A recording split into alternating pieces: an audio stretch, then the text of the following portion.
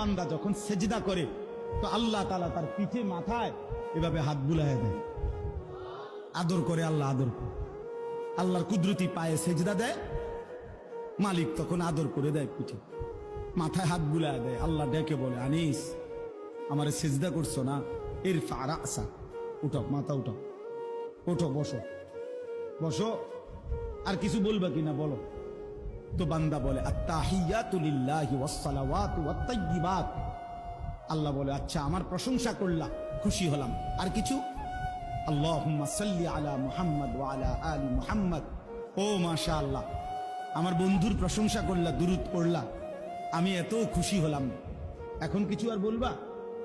তো বান্দা বলে, আল্লাহ সেজদা দিয়ে আপনার কাছে আসলাম, আপনার প্রশংসা করলাম, আপনার বন্ধুর দুরূদ পড়লাম, একটা উদ্দেশ্য আছে, মাকসাদ আছে।